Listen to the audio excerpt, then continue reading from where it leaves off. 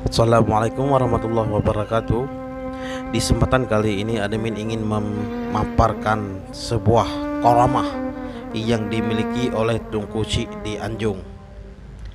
Tengku Syik di Anjung adalah seorang ulama besar yang hidup pada masa kerajaan Aceh Sultan Alauddin Mahmud Shah tahun 1760 sampai 1781 Masehi.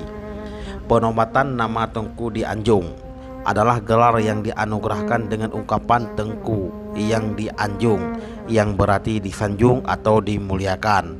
Dalam versi lain juga dikatakan bahwa gelar Tengku di Anjung diberikan karena ulama ini banyak menghabiskan ibadah dengan sholat, berzikir, salawat dan membacakan ratib di Anjung masjid yang bertingkat 3. Beliau dikenal sebagai ulama tasawuf, juga berperan sebagai ulama fikah dan telah membimbing manasik haji bagi calon-calon jamaah baik dari dalam wilayah Kesultanan Aceh, Sumatera, Pulau Jawa, bahkan juga jamaah dari Semenanjung Malaya yang akan menunaikan ibadah haji melalui Aceh.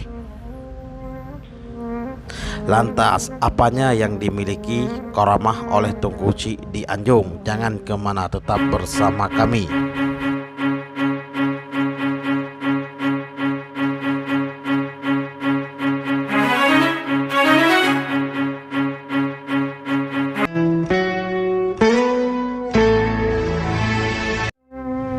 Peran Tengku di Anjung dalam menyelamatkan kerajaan Aceh tertulis dalam naskah penelitian lapangan yang ditulis oleh Adnan Abdullah dari Pusat Pengembangan Ilmu Sosial Universitas Syah Kuala tahun 1987 yang mengemukakan tentang kejadian pada masa Sultan Alauddin Mahmud Shah. Saat itu kerajaan Aceh mengalami defisit neraca pembayaran utang dalam jumlah besar kepada kerajaan Inggris. Hal ini sangat mencemaskan Sultan karena menyangkut martabat kerajaan. Konon kabarnya pula meskipun semua hasil emas yang diperoleh dari tambang Pariaman dikumpulkan bersama-sama dengan seluruh kekayaan kerajaan, namun jumlahnya masih belum mencukupi untuk melunasi utang kepada kerajaan Inggris. Sultan kemudian diberi pendapat oleh majelis kerajaan agar meminta bantuan Tengku di Anjung. Saran tersebut diterima dan dikirimlah utusan menghadap Tengku di Anjung yang dibekali dengan seperangkat hidangan makanan untuk memuliakan ulama tersebut.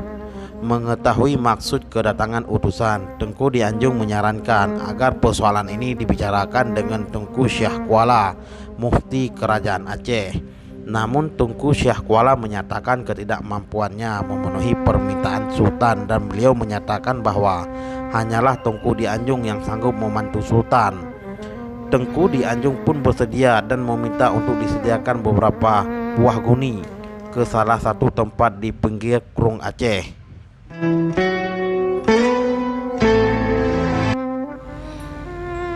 Semua guni diisi dengan pasir dan diangkut ke pantai Cermen Ulelu. Sedangkan hidangan dari Sultan beliau kembalikan dengan pesan bahwa salah satu dari hidangannya tersebut hanya boleh dibuka oleh Sultan sendiri.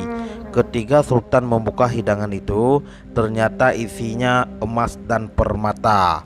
Begitu juga pasir dalam guni yang dibawa ke pantai Cermen sudah berubah menjadi perak dengan logam mulia. Itulah Sultan Aceh membayar hutang kepada kerajaan Inggris. Dengan demikian martabat Aceh yang nyaris luntur karena tidak mampu membayar hutang tetap terpelihara dalam pandangan kerajaan Inggris. Nama sebenarnya Tengku di Anjung adalah Al-Habib Saib Abu Bakar bin Hussein bil Faqih. Beliau berasal dari wilayah Hadramaut, negeri Yaman. Kisahnya hingga kini masih diceritakan oleh para ulama habaib dari negeri asalnya Hadramaut, seperti yang disebutkan para penziarah dari Yaman yang datang ke Pelanggahan. Manakib tersebut menyebutkan bahwa kedatangan Tengku di Anjung ke Aceh tidak langsung melalui Hadramaut. Beliau terlebih dahulu mempelajari dan mengamalkan secara sungguh-sungguh semua kandungan yang terdapat dalam kitab Bidayatul Hidayah karya Hujatul Islam Imam Al-Ghazali bersama dengan dua ulama lainnya di Madinah. Ulama yang pertama adalah Said Abdurrahman bin Mustafa Al-Idrus yang kemudian melanjutkan perjalanan ke Mesir, dan yang kedua ialah Said Syekh bin Muhammad Al-Jufri yang berjalan menuju Malabar, India.